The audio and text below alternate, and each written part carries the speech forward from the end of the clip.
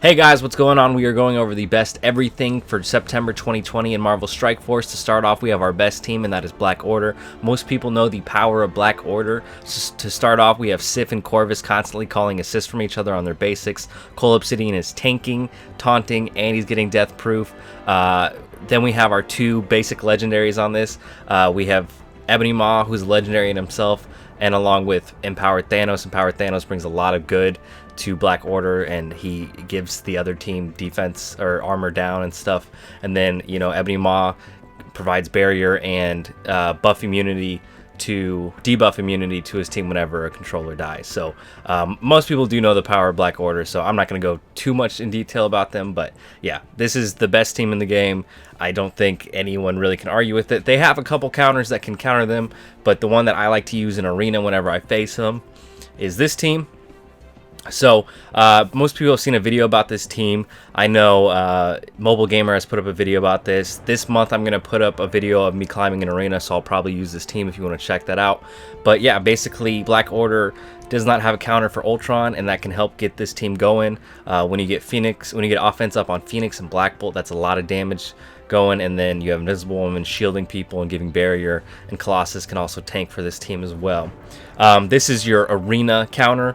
When it comes to Alliance War, you probably want to use an X-Men team and throw an Ultron in there. All you have to do, of course you want to be winning in Alliance War, but if it takes two attacks, it takes two attacks. As long as you can take out one of these characters, you take away the Infinity Stone from Thanos, which really neuters this team. So yeah, this is your Black Order counter. I know there's others. I know the Marauders with Emma Frost can counter this. I know I've seen videos of a punch down with X-Men with Beast, Cyclops, Psylocke, Colossus, and Phoenix.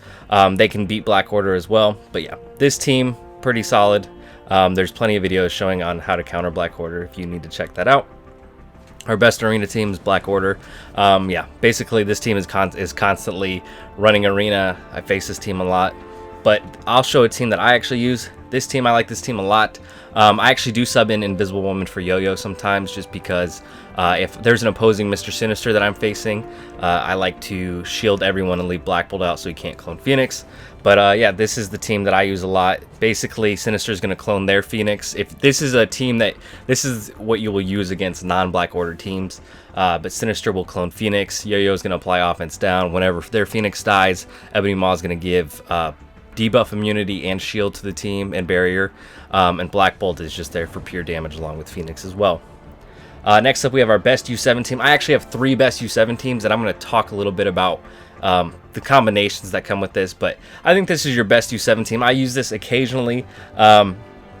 I actually like the second team I'm going to mention a lot more, but basically what this team does is Thanos is going to give ability energy to Ebony Maw and to Minerva. Black Bolt's there for pure damage and, you know, taking out other enemies. Hell is there with Greg. Whenever Greg dies, Minerva will gain speed bar, which hopefully will help you get a heal for the team. And then, yeah, Ebony Maw also provides Thanos with a lot of goodies in Ebony Maw's passive. So yeah, this team's pretty solid. This is the team that I use. I actually have a U7 video going out. This is basically all passive. So Carnage is going to give speed bar to Symbiote Spider-Man and himself. Yo-Yo is going to be constantly applying offense down and calling assist for Black Bolt. Black Bolt's going to be taking out enemies left and right, and Minerva's going to be healing up the team. And then we also have this team as well. I actually do not have Emma Frost unlocked, but I've seen this team used by multiple people, by multiple content creators. I have a couple of people in my alliance that use this team. But yeah, what Emma Frost and Mr. Sinister applies healing, and he can clone the other enemy, an enemy on the other team.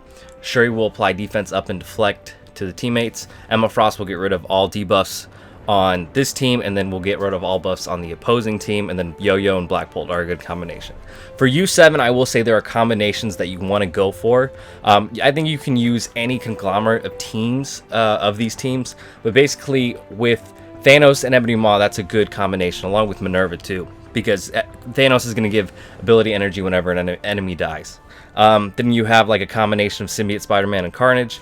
Carnage is going to be giving speed bar to Symbiote Spider-Man and himself, and then also Symbiote Spider-Man will let Carnage heal a lot more.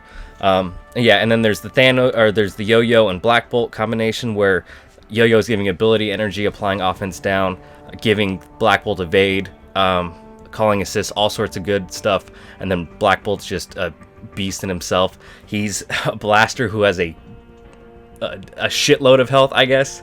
So yeah. And then Emma Frost and Mr. Sinister have a lot of good combination together too. She has a lot of good for mutant villains, which is what he is. Our best war defense, I think, is going to be your Marauder team. This team is scary to go against, especially a really high-level team. I will say that I think, what can beat this is probably just X-Men.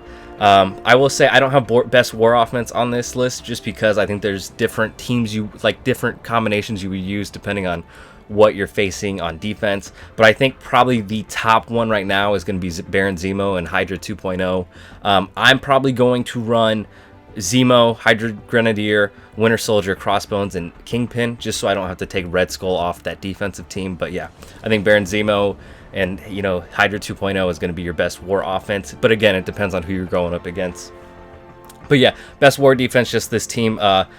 It's really hard to get through this team. So yeah, best DD3 team. So this is going to be the characters that you're going to want to gear 14 first because Phoenix, Ebony Maw, and Minerva all have health steal based off percentage numbers. Ebony Maw, I believe, is 15%. Minerva's 15%, and I think Phoenix is 20%. I think I got those percentages right. So yeah, this is what you're gonna want. This team you're gonna want to level up first to get through the first 4 nodes. Then you have Symbiote Spider-Man and Carnage. Symbiote Spider-Man was made for DD3, and he brings a lot of good to Carnage with his symbiote tag and stuff. So yeah, I think this is your best bet. Then when you're filling out the other teams for the other nodes and stuff, you want to do characters that go along with this. So for Phoenix, for Global, for example, you want to do like Cyclops and Colossus, just because Colossus will tank a lot of that damage and Cyclops gets pissed off whenever anyone attacks Phoenix. For Ebony Maw and Minerva in the Cosmic node, you want to probably go do like a Thanos. I will also say you could probably go for a Black Bolt, just because a Black Bolt is a lot of damage.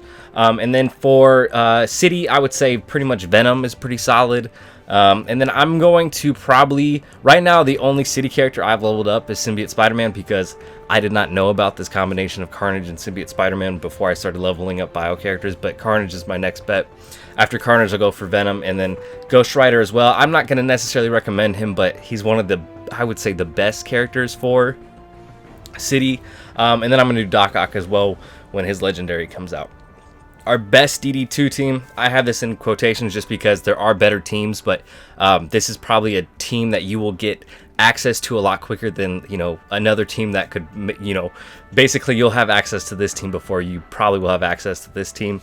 So I will say you should probably go for this team if you can. Drop Phoenix out and sub in someone else like Captain Marvel or Invisible Woman or Scientist Supreme, but this is kind of a free-to-play friendly team. I will say if you missed out on Symbiote Spider-Man, you're going to have to get him through the milestone orbs, but I think a lot of people had access to him and hopefully have him unlock.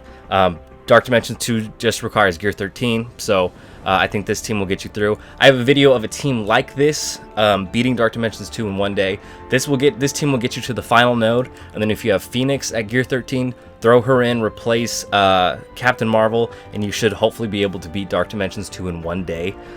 Check out that video. I will link it at the end of this. Our other best DD2 team is this AIM team. Basically, someone recommended that you can sub out AIM Monstrosity for AIM Researcher. I think you can do that as well. But yeah, people have just commented in the past that AIM can beat Dark Dimensions 2 in about 2 days. Some people have said they can beat it in one day. I've never actually personally tried this just because I'm not going to level up my AIM to Gear 13. There's better teams and there's better characters to do that. But I just want to make this available for people. Our best U6 team, this is kind of like a BKT 2.0. BKT is best Kree team. So basically, and this is, again, in quotations, it should be. But it should be a pretty free-to-play friendly team for you guys. Thanos is farmable, Hela is farmable. I know they're in later nodes, but Minerva, you're just going to have to get out of premium orbs, which sucks. But she has had a couple calendar stuff and, bonus drops and all that stuff for her. And then Rocket and Star-Lord are pretty solid together. So Star-Lord and Thanos are going to give ability energy to Minerva and Rocket. And then Hela has Greg along, so whenever Greg dies, Minerva's going to be healing up the team. And then our best DD1 team, again in quotations because it depends. This is probably one of the first free-to-play teams that you can have access to. Again, it's pretty much a Guardians team with Mordo. I think Mordo is a solid character for Dark Dimensions 1 just because you need him to unlock Phoenix, and she's great. He also has you know, he heals himself up whenever an enemy dies or a teammate dies. Yeah, I think this is probably just one of the first teams that you can actually get to 6 stars. So you have Mantis in the Blitz store, Rocket in the Raid store, Groot has his own node, and then these 3 characters are used to, along with 2 other characters as well, unlock Star-Lord. So I think this is probably your best DD1 team. When it comes to DD1, you just want to take whatever characters and throw it up against that. But yeah, that's going to do it for this video. Let me know if I should add more certain team types. Let me know if you think I'm wrong with stuff. Let me know if you think my best war defense is wrong. Let me know if you think my best, you know, U7 team is wrong. I know I have best U7 team 1, 2, and 3. Doesn't necessarily mean one is better than the other, but I just, you know, I want you guys to see these combinations and see what you can get done with all that stuff. But yeah, that's going to do it for this video.